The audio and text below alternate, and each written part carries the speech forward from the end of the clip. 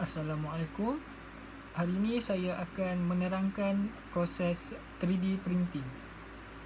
Nama saya Muhammad Zul Iman Ifan bin Zulkifli. Saya daripada kelas DKM 4A dan nombor matrik saya ialah 24 DKM 19 F1094. Assalamualaikum, nama saya Abdul Atik Daniel bin Abdul Ghaffar. Nombor matrik saya F1103. Langkah pertama, persiapan sebelum mencetak reka fail 3D objek untuk menjalani pencetakan 3D. Fail 3D ini boleh dibuat menggunakan perisian kad dengan mengimbas 3D atau hanya dibuat turun daripada pasar dalam talian. Memeriksa fail 3D yang diinginkan sudah siap dicetak, kemudian hanya dapat melanjutkan ke langkah kedua. Step yang kedua, proses pencetakan sebenar pertama. Pilih bahan mana yang paling sesuai untuk mencapai sifat khusus yang diperlukan untuk objek tersebut. Pelbagai bahan digunakan dalam pencetakan 3D sangat luas. Ia merangkumi plastik, seramik, resin, logam, pasir, tekstil, biomaterial, kaca, makanan dan juga debu bulan. Sebilangan besar bahan ini juga memungkinkan banyak pilihan penamat yang boleh mereka mencapai hasil reka bentuk yang tepat dan beberapa bahan lain seperti kaca.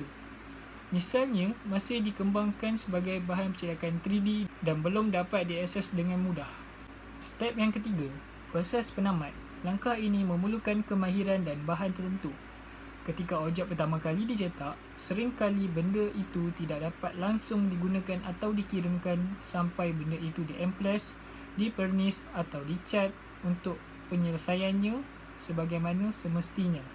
Okey, kat sini saya nak terangkan cara menggunakan Tinkercad. Untuk masuk ke Tinkercad ni, saya pergi ke Google dan type Tinkercad. Okey, ini work plan dia.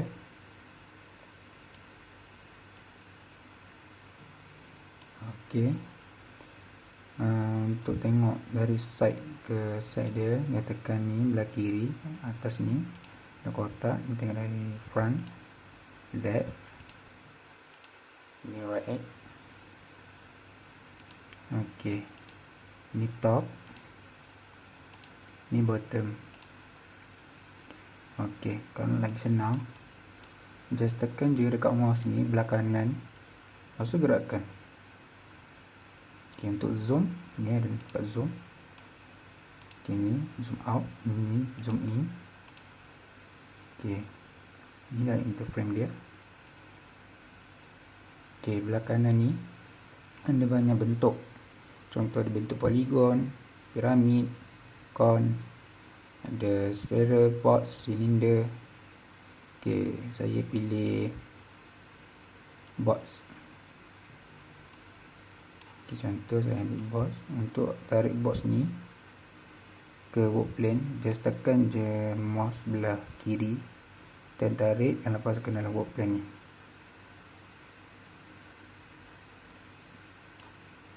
Okey, dah.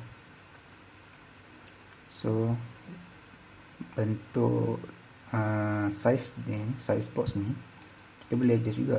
Contoh saya nak buat bentuk dia jadi asal dia 20, tapi saya buat jadi 40. Okey, ni tinggi dia, kita buat jadi 40 juga.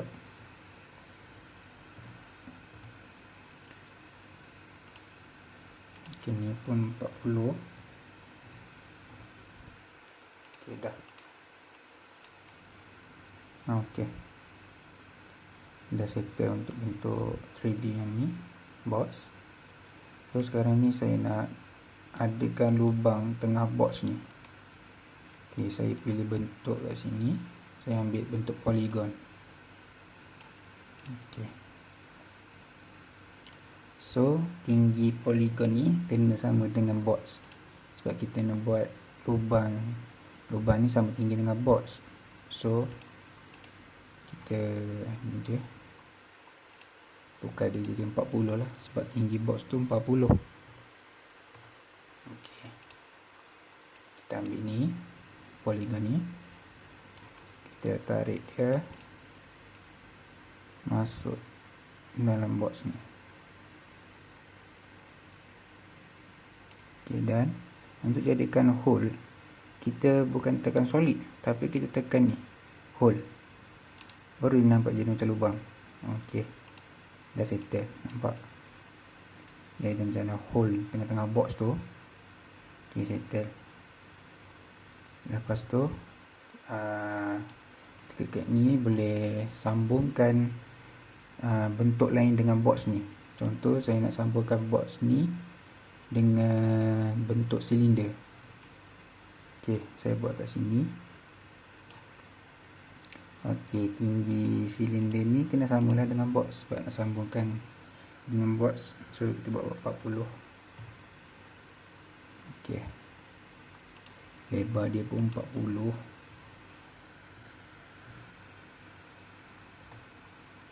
Okey, ini 40. Okey, so tengok sini, kita ambil silinder ni, kita rapatkan dengan box ni.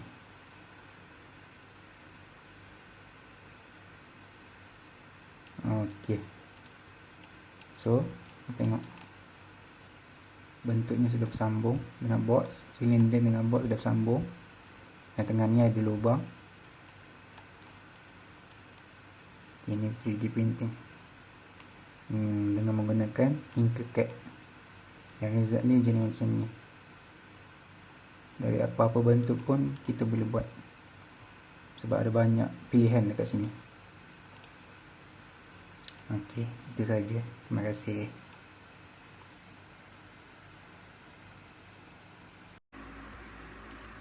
Untuk memulai proses dan menyiapkan printer 3D SLS, hopper sebut dan area kontrak C dipanaskan di bawah suhu leleh bubuk polimer. Lapisan pertama bubuk disimpan ke platform kontrak C. Kemudian laser CO2 secara spesifik memilih dan menembak ke partikel bubuk dan membentuk sesuai yang diinginkan. Seluruh bahagian melintang daripada komponen dipindai oleh laser sehingga bahagian tersebut dibangun dengan kukuh. Ketika lapisan selesai, platform kontrak C bergerak ke bawah untuk memungkinkan pembungkaan material dilapisi kembali. Proses ini diulangi sampai seluruh bahagian selesai. Kerana kepadatan bahagian jadi tergantung pada daya laser puncak daripada durasi laser. Mesin LSS biasanya menggunakan laser berdenyut. Mesin LLS memanaskan bahan bubuk cerah di bedak bubuk agar di bawah titik lelehnya untuk membuatnya lebih mudah bagi laser untuk meningkatkan suhu daerah yang dipilih sampai ke titik leleh. Setelah mencetak, bahagian-bahagiannya sepenuhnya ditutupi oleh bubuk. Wadah bubuk-bubuk ini harus didinginkan sebelum melanjutkan ke tahap pembersihan dan pasca pemprosesan. Ini bisa memakan waktu hingga 12 jam. Selanjutnya, bahagian dibersihkan dengan udara tekan atau media pembersih lainnya dan siap untuk digunakan atau diproses lebih lanjut.